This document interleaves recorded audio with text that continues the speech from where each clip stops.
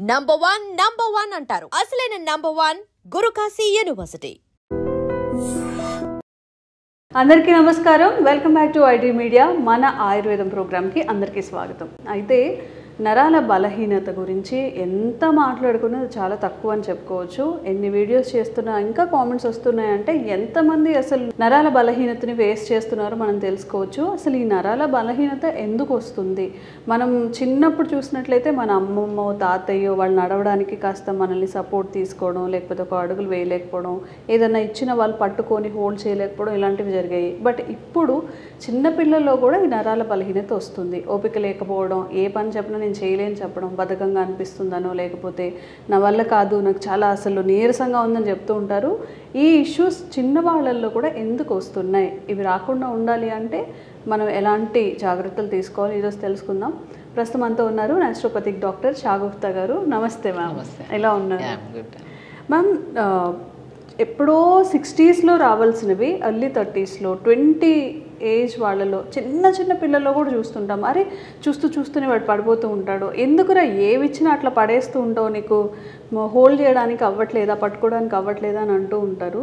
అసలు నరాల బలహీనత ఎందుకు వస్తుంది? మనం అంత స్ట్రాంగ్గా ఉండాలి అంటే ఏం చేయాలి? సో స్పెషల్లీ ఈ జనరేషన్లో ప్రత్యేకంగా మనము పురాతన కాలంలో చూస్తే నరాల బలహీనత అంటే 60, 70, 70 దాటిన తర్వాత వచ్చేవి. అందులో కూడా చాలా వరకు రేర్ తిమ్మిర్లు ఉండేవి. ఈ మధ్య కాలంలో చిన్నపిల్లని అడిగినా చెయ్యి తిమ్మిరి పట్టేసింది, కాలు తిమ్మిరి పట్టేసింది, లెథార్జిక్గా ఏదైనా పని చేయడానికి కూడా బాడీ అనేది సహకరించదు. ఎందుకంటే ఇప్పుడు నరాల బలహీనత రావడానికి మేజర్ కారణం 3 విటమిన్స్ అని చెప్తానండి. Vitamin B12, B complex vitamins తగ్గిపోయాయా, నర్వ్ స్ట్రెంథింగ్ ఉండదు. డి విటమిన్ చాలా ఇంపార్టెంట్. డి విటమిన్ మనకు మెయిన్ ఇంపార్టెంట్ కాల్షియం ఒకటి, డి విటమిన్ ఒకటి, అండ్ స్పెషల్లీ B12 ఒకటి, అండ్ ఇంకా కొద్దిగా మనం చూస్తే ఐరన్ డెఫిషియన్సీ. ఈ 4 డెఫిషియన్సీస్లో మన బాడీలో ఎప్పుడైతే తక్కువ అయిపోతాయో డెఫినెట్గా మనకి వయసుతో సంబంధం లేకుండా ప్రతి ఒక్కరికి ఇప్పుడు 20 to 30 ఇయర్స్ వాళ్ళని తీసుకుంటే సయాటికా పెయిన్, బ్యాక్ పెయిన్, మోకాలు నొప్పులు, సర్వైకల్ స్పాండిలైటిస్ ఒక్కటి కాదు, మ్యాక్సిమం లిస్ట్ తీస్తే రాస్తుంటే చెప్తూనే ఉంటారు నొప్పులు. అలా అయిపోయాయి. ఎందుకు అంటే మనం తీసుకుంటున్నాం. ఇప్పుడు మనం ఏదైతే మనం మునక్కాయల గురించి మాట్లాడుతున్నాం. మునక్కాడలో సుప్రీం వెజిటబుల్ ఇది యాక్చువల్లీ. మునక్కాడలు కానీ, మునగాకు కానీ, మునక్కాయ లోపల మనం మునక్కాడని కోస్తే లోపల విత్తనం ఉంటుంది చూడండి, ఆ విత్తనం కూడా బ్లడ్ని ప్యూరిఫై చేసి నర్వ్స్కి స్ట్రెంథనింగ్ యూజ్ చేస్తాం. అంత సుప్రీం ట్రీ కింద కన్వర్ట్ మనం మాట్లాడతాం దీన్ని. సో ఇదంతా తీసుకుంటున్నాం, కానీ అయినా డెఫిషియన్సీ ఎందుకు వస్తుంది? చాలా మంది అంటుంటారు మనం మునగాకు గురించి మాట్లాడతాం, మాకు అందరికి తెలుసు మేడం మేము వాడుతున్నాం కానీ మాకు తగ్గట్లేదు అంటుంటారు. సో ఎందుకు తగ్గట్లేదు అని చూస్తే తింటున్న న్యూట్రిషన్ కంటే జంక్ ఫుడ్ ఎక్కువ అయిపోతే ఎక్కడ మనకి బ్యాలెన్స్ చేయగలుగుతాం? ఇప్పుడు మనం మంచి ఫుడ్ తీసుకున్నాము, స్టమక్ లో ఉంది, దానికి సమానంగా కూడా ఇంకా కొద్ది మంచి ఫుడ్ యాడ్ చేస్తే రెండు కలిసి న్యూట్రిషన్ కింద కన్వర్ట్ అయ్యి బాడీ యూటిలైజ్ చేసుకుంటుంది. మధ్యాహ్నం చక్కగా మునగాకు పప్పు తినేసి ఈవినింగ్ మంచూరియాలు అవి తింటూ ఉంటారు, బెనిఫిట్ ఉండదు. నేను అదే అంటున్నాను. సో మ్యాక్సిమం ఫుడ్ లో ఇలాంటి ఇర్రెగ్యులర్ ఫుడ్ హ్యాబిట్స్ ఒకటి. Next physical activity. నేను అంటాను బ్రహ్మాండంగా నరాల బలహీనతకి ఫుడ్ మనకు అవసరం లేదు, మనం తినే ఫుడ్ సరిపోద్ది. ఆ తిన్న ఫుడ్ డైజెషన్ చేసి అది బ్లడ్ కింద కన్వర్ట్ అయ్యి, ఆ బ్లడ్ అనేది న్యూట్రిషన్ కింద కన్వర్ట్ అయ్యి, ఆ న్యూట్రిషన్ ప్రాపర్గా మనకి నర్వ్స్కి స్ట్రెంథనింగ్గా మారితే మనకి ఈ ప్రాబ్లమ్స్ ఉండవు కదా. అదంతా ప్రాసెస్ జరగాలంటే ఫిజికల్ యాక్టివిటీ ఉండాలి. యోగా బెస్ట్ అండి. నేను ఏమంటానంటే ఒక మనిషికి ఏ సమస్య రావడానికి కూడా మెయిన్ కారణం ఫిజికల్ యాక్టివిటీ లేకపోవడం వల్ల. ఒక మనిషికి మొబిలిటీ ఉంటే కరెక్ట్ టైంకి ఆకలిస్తుంది. ఇప్పుడు ఇది జనరేషన్లో ఆకలి అంటే తెలియదు. ఆకలి అని కాదు, ఆకలి వెయ్యకుండానే తినేస్తాం, టైం అయిపోతుంది తినేయాలి. ఇప్పుడు లేట్గా లెగుస్తాం, బ్రేక్ఫాస్ట్ 10కి తింటాం, 1:30కి అప్పుడు మేల్కొంటాం కదా. అంటే బ్రేక్ఫాస్ట్ తినేది 10కి కదా, 1:30కి అప్పుడు డైజెషన్ అవుతుంది. ఎందుకంటే మీరు 8కి బ్రేక్ఫాస్ట్ చేస్తేనంటే 1కి ఆకలి వేస్తుంది. సో మీరు 10కి బ్రేక్ఫాస్ట్ చేస్తే ఆకలి లేదు, బట్ టైం అయిపోయిందని తినేస్తున్నాం. ఈ బ్రేక్ఫాస్ట్ చేసింది డైజెషన్ అవ్వాలి, అది మిగిలిపోయింది పొట్టలో. మళ్ళీ ఈ ఆకలి అనే ఫీలింగ్తో, టైం అయిపోయిందన్న ఫీలింగ్తో తినేస్తాం లంచ్ కూడా. ఈ లంచ్ డైజెషన్ అయ్యేటప్పుడు కల్లా 4 to 5 మధ్యలో మనకి స్నాక్ టైం వచ్చేస్తుంది. అప్పుడు బిస్కెట్ కావాలి, కంపల్సరీ టీ కావాలి మనిషికి. కావాలనేది కాదు, మన చుట్టుపక్కల తాగుతున్నారు, వేరే వాళ్ళు కూడా తాగుతున్నారు, ఫోన్ చేసినా కూడా వాళ్ళు కూడా ఫ్రెండ్స్ కూడా తాగుతున్నారు, మనం తాగేయాలి. అసలు మనకి పొద్దున బ్రేక్ఫాస్ట్ లేట్గా తిన్నాం కదా, అది డైజెషన్ అవ్వలేదేమో, లంచ్ కూడా కొద్దిగా హెవీగా తిన్నాం కదా, అది కూడా డైజెషన్ అవ్వలేదేమో, టీ బిస్కెట్లు వేసాం కదా, ఇవి హెవీ అయిపోతుంది. అంటే స్టమక్లో ఎంత స్టోరేజ్ ఉందనో గమనించాం మనం. వేస్తూనే ఉన్నాం. మనం ఏమనుకుంటాము, ఇంకా డిన్నర్ టైంకి వచ్చిన తర్వాత మళ్ళీ ఏదో తినేస్తాం. ఇవన్నీ క్లమ్జీ అయిపోయిన తర్వాత మనకి డైజెషన్ అవ్వక పొట్టలో అలా ఉండిపోయి బ్లోటెడ్ అయిపోతుంది. పడుకుంటున్నప్పుడు నిద్ర రాదు, పొట్ట అంతా హెవీగా అనిపిస్తుంది, చూపిస్తూ ఉంటుంది. ఇన్ని చూసారా? నేనేమంటుంటే ఆ ఫుడ్ని మార్నింగ్ పూట లేచిన తర్వాత మంచిగా బ్రేక్, ఇప్పుడు నర్వ్ ప్రాబ్లంలో specially back pain, knee pain, sciatic pain, any kind of pains joints సంబంధించి ఉంటే దాన్ని మనం ఏం చేయాలి? మీరు ఇవన్నీ ఇప్పుడు నేను మునక్కాడల గురించి చెప్పాను, దీంట్లో విటమిన్స్, మినరల్స్ ఒకటి కాదు కౌంట్ చేస్తా వెళ్తే ఎన్నో రకాలు అన్నీ. ఇప్పుడు మనం పాలలో దొరికేవి, అవునా, సో మనం నాన్ వెజ్లో దొరికేవి అన్ని ప్రోటీన్స్, విటమిన్ అన్నీ అండి, కౌంట్లెస్ అన్నీ ఉంటాయి మునక్కాడలో. మనము పోనీ ఎంత మోతాదులో తీసుకుంటాం అనేది కూడా చాలా ఇంపార్టెంట్. రోజుకి ఒక మనిషికి 1 లేదా 2 మునక్కాడలని ముక్కలు తింటున్నాం, నచ్చింది కదా అని చెప్పి గిన్నె వేసుకుని వేడి చేస్తుంది. అదేమంటారంటే వేడైపోతుంది నా మునక్కాయలు తింటే. వేడి ఎందుకు అవుతుంది? మీరు తినాల్సిన దానికంటే ఎక్కువ తినడం వల్ల.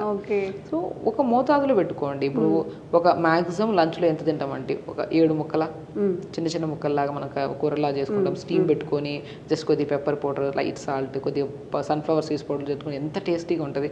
అలా చేసుకొని తిన్నాం అనుకోండి, ఒక మ్యాక్సిమం ఒక బౌల్లో, చిన్న బౌల్లో తీసుకుంటాం. పొట్ట ఇంతే పొట్ట, దీనికి ఎన్ని వేస్తాం? 20 వేస్తాం ముక్కలు. ఒక లిమిట్గా వేయాలి. ఆ లిమిట్ దాటిన తర్వాత వేస్తే అది వేడి అయిపోతుంది. అరే అది ఆ రోజు తింటే పడలేదు మనకు అని చెప్పేసి తినడమే ఆపేస్తాం.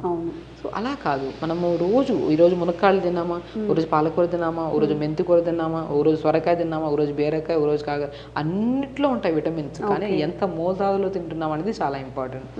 లిమిట్గా తింటే అది న్యూట్రిషనే, అది మోర్ తింటే అది విషమే అంటాను అంతే. సో అలాగా లంచ్ టైం, మార్నింగ్ బ్రేక్ఫాస్ట్ టైంలో మంచిగా జావ చేసుకోండి. రాజగిరా సీడ్స్ అంటారు, నర్వ్ స్ట్రెంథనింగ్. అది ఒకటి మునక్కాడల గురించి మనం మాట్లాడదు. రాజగిరా సీడ్స్ అంటే తోటకూర విత్తనాలు దొరుకుతాయి మనకి, చాలా ఫేమస్ ఈ మధ్య కాలంలో.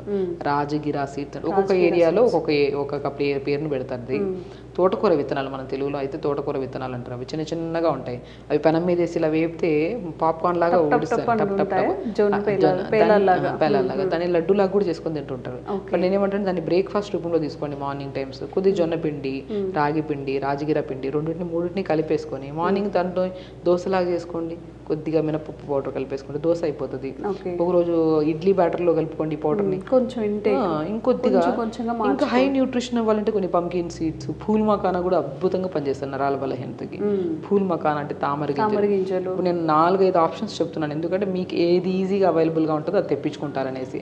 సో కాబట్టి మనం pumpkin seeds, water melon seeds, sunflower seeds, pool makhana, తోటకూర విత్తనాలు, ఇవన్నీ హై న్యూట్రిషన్స్ కలిగి ఉండేవండి.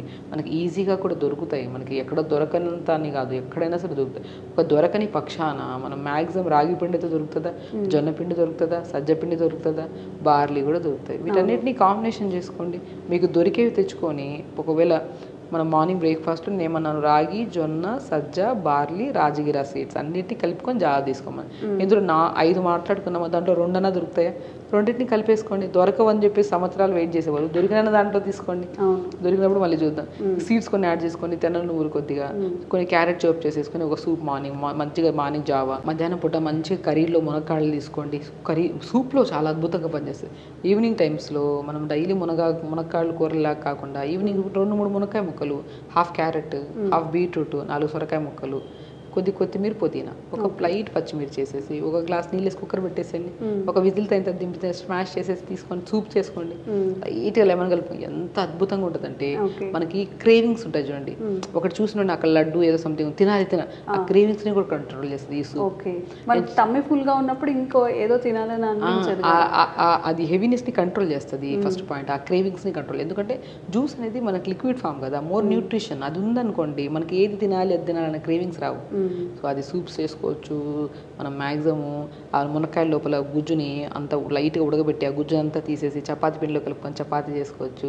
ఆ మునక్కాయ గుజ్జుని తీసుకొని ఇడ్లీ బ్యాటర్లో కలిపి ఇడ్లీ చేసుకోవచ్చు. అద్భుతం అండి. ఒకసారి వంట చేసుకున్న ప్రతి ఒక్కరికి చెప్తున్నాను, చిన్నగా దాన్ని ఎలా వాడచ్చు అని ఇంకొద్ది మాడిఫై చేస్తే రోజుకు ఒక డిఫరెంట్ ఐటమ్ వండొచ్చు అంటాను. మనం ములంకాడ అంటే ఎక్కువ సాంబార్లో ఏదైనా పులుసులాగా చేసుకొని తింటాం తప్పితే ఇడ్లీలో కానీ ఇట్లా బ్యాటర్స్గా లైట్ ఉడకబెట్టేసి దాన్ని పిప్పంతా తీసేసి, ఇడ్లీ పిల్లలు మునక్కాళ్ళు అంటే కొంతమంది తినరు, అది తీసేసి పిప్పంతా తీసేసి ఇడ్లీ బ్యాటర్లో కలిపేసుకొని కొన్ని సన్ఫ్లవర్ సీడ్స్ పౌడర్ కలిపేసుకొని ఇడ్లీ చేయండి, టేస్టీగా ఉంటుంది. మనం ఇడ్లీ అంటే 4-5 ఇడ్లీలు వేసుకుని ఇంత చట్నీ వేసుకుని తింటుంటాం, అయినా కూడా ఆ టేస్ట్ అనిపించదు. బట్ ఇలా చేసుకోండి, చాలా అద్భుతంగా ఉంటుంది. సో టేస్ట్ వండే విధానంలో మనకు తెలిసి, ఇప్పుడు డాక్టర్సే చెప్పాల్సిన అవసరం లేదు, సింపుల్ టెక్నిక్స్ వండే వాళ్ళకి అన్నీ తెలిసింది యాక్చువల్లీ. ఇలా జస్ట్ ఒక టిప్ లాగా చెప్తున్నాను. ఇలా వండుకోండి, రెగ్యులర్గా యోగా చేసుకోండి, అంటే చెప్తున్నాను కదా, మునక్కాడల్ని మనం రెగ్యులర్గా అట్లీస్ట్ సూప్స్లో కానీ ఇలాగ మనం ఇడ్లీస్లో కానీ బ్రేక్ఫాస్ట్లో ఏదో ఒక పూట అట్లీస్ట్ 4-5 ముక్కలు చిన్న చిన్న 1 ఇంచ్ ముక్కలైనా తీసుకోండి, అద్భుతంగా పనిచేస్తుంది. దాంతోపాటు రెగ్యులర్గా దొరకనప్పుడు జామకాయలు తీసుకోండి, జామకాయల్లో కూడా విటమిన్స్ ఎక్కువ ఉంటాయి, నర్వ్ స్ట్రెంథనింగ్కి చాలా మంచిది. దానిమ్మకాయ చాలా మంచిది నర్వ్ స్ట్రెంథనింగ్కి.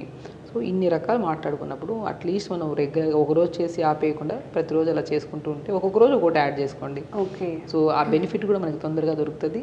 రెగ్యులర్ యోగా కూడా ఉంది, ఫిజికల్ యాక్టివిటీ ఉంది కదా, స్ట్రెస్ తగ్గుతుంది, యాంగ్జైటీ తగ్గుతుంది, మోర్ ఆక్సిజన్ తీసుకుంటాం, వదలాల్సిన గాలి కరెక్ట్ వదులుతాం. ఓకే. సో అంత ప్రాసెస్ బాగుంటుంది. ఓకే.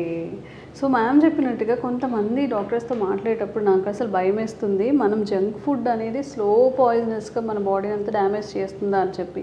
హెల్దీగా ఒక పూట తిన్నామని 2 పూట్ల జంక్ తినేస్తూ ఉంటాము. జంక్ అంటే నాట్ ఓన్లీ నూడిల్స్ ఇవే రావు, బయట చేసే ఫుడ్ దాన్ని అడల్టరేట్ చేస్తారు, ప్యాకెడ్ ఫుడ్ ఇవన్నీ ఇంక్లూడ్ ఉంటాయి. కాబట్టి మనం హెల్త్ మంచిగా ఉండాలి అనుకున్నప్పుడు తప్పకుండా అది శ్రమ అయినా సరే ఒక 1 అవర్ ముందు లేచి వండుకోవడానికి, లేదా చాలా తక్కువ మసాలాలు ఆయిల్స్ ఈ జంక్ని తక్కువగా తీసుకోవడానికి ట్రై చేయండి. అండ్ మ్యామ్ ఇప్పుడు ఏదైతే మెన్షన్ చేశారో మునంకాడల్ సూప్స్ కానివ్వండి, వీటన్నిటిని ట్రై చేయండి. తప్పకుండా కామెంట్స్ రూపంలో తెలియచేయండి మీకు ఎలా వర్క్ అయ్యాయో. ఇంకెలాంటి డౌట్స్ ఉన్నా కూడా కామెంట్స్ చేసేయండి, వాటి మీద వీడియోస్ చేసే ప్రయత్నం చేస్తాం. Thank you ma'am. నమస్తే.